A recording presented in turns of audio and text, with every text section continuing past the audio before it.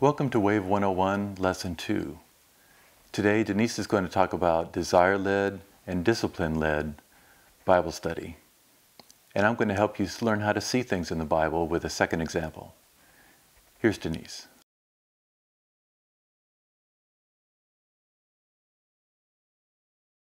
The desire-led approach to reading your Bible says the way to do this effectively is to surface and nurture the desire that God has already given you. Then you read your Bible because you want to. Now, have you ever noticed that all of the fruit of the Spirit, the evidence of God working in your life, is experiential? In other words, you experience it. Love, joy, peace, patience, kindness, goodness, self-control. The fruits are all experienced. They make a difference in how you feel. They're not some dry, theoretical exercise. But the discipline-led approach to Bible study, on the other hand, says you can't count on your feelings. You just have to schedule your time to read your Word and do it then, no matter how you feel. You don't make adjustments in your schedule. You don't think about what else is going on in your life and try and optimize things. You just set your time and you do it regardless of how you feel, and that feelings will follow. Now, even in the desire-led approach to Bible reading, there will be times when you don't feel like reading your Bible at the time that you had scheduled. That's when you use some discipline to smooth out those bumps in the road. Discipline was never meant to make the road, to push your way through. Discipline can work, though, a discipline-led approach to Bible study. If you just keep showing up, you can find yourself transported into this relationship with God. And all of a sudden you find you want to be with Him. And so you've jumped the gap from starting out discipline into a desire-led time with God. But it's dangerous to start out with a discipline-led approach, and for a few reasons. And the first is, if you're good at discipline, you can get a little smug, and you can think, well, you just have to do it. And so you can get a little proud. And the other problem is, that I think is greater, is you can find yourself your whole life just sort of performing for God. You keep showing up, you keep reading the Bible, and you're sort of doing this independent of Him. You don't really need God. You're just being faithful, you're just being good, and you can go your whole life that way, sort of functioning independent of Him, just showing Him how that you can be faithful.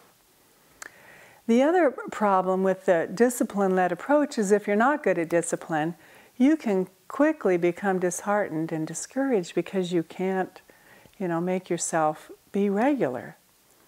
Now, personally, I think between the two, the proud performer or the disheartened, discouraged one, the disheartened Christian is closer to pleasing God, because at least they know they need God. Now, a balanced time of reading your Bible is going to include both desire and discipline. But it's really important that you lead with your desire, because that is how God has equipped you. Blessings on you.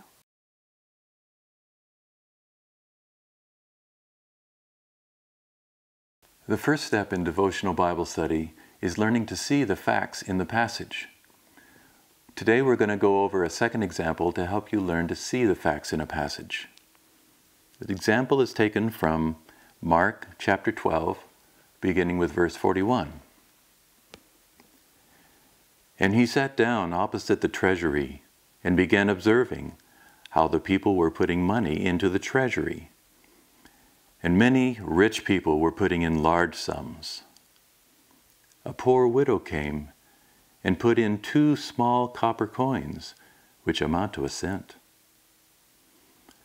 Calling his disciples to him, he said to them, "Truly I say to you, this poor widow put in more than all the contributors to the treasury. For they all put in out of their surplus, but she, out of her poverty, put in all she owned, all she had to live on.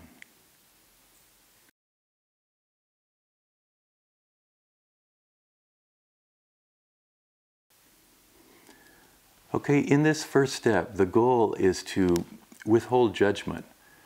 Try not to make a conclusion about whether you understand the passage or whether you don't understand the passage. Instead, withhold judgment and just see and write down the facts of the passage. Just see what's there. See what you see and write that down. Let's go through this passage in phrases. And he sat down opposite the treasury and began observing how the people were putting money into the treasury. Who do you think he's talking about? Well, he is talking about Jesus. Jesus sat down by the treasury. There's something you could write down as a fact. Now the next passage, the next phrase, he was observing how people were putting money into the treasury. Okay, so what do you see there? Jesus is watching people put money in the treasury. Okay?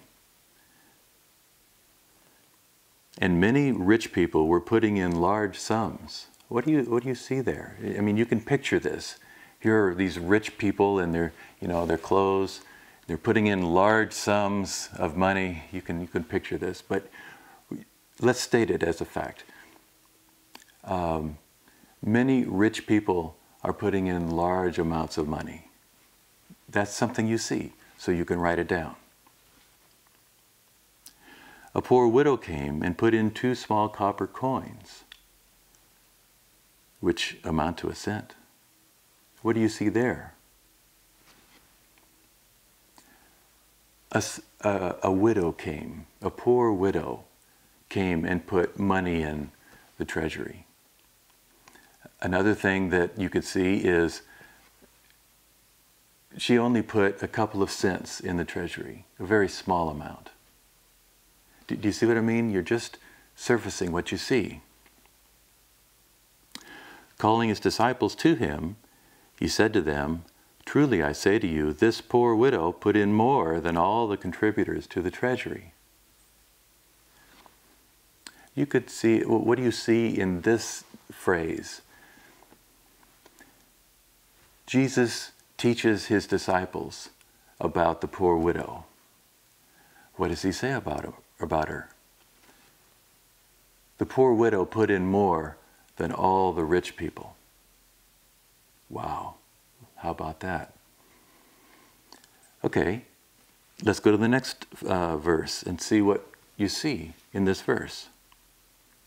For they all put in out of their surplus, but she out of her poverty put in all she owned, all she had to live on. What does he say about the rich people?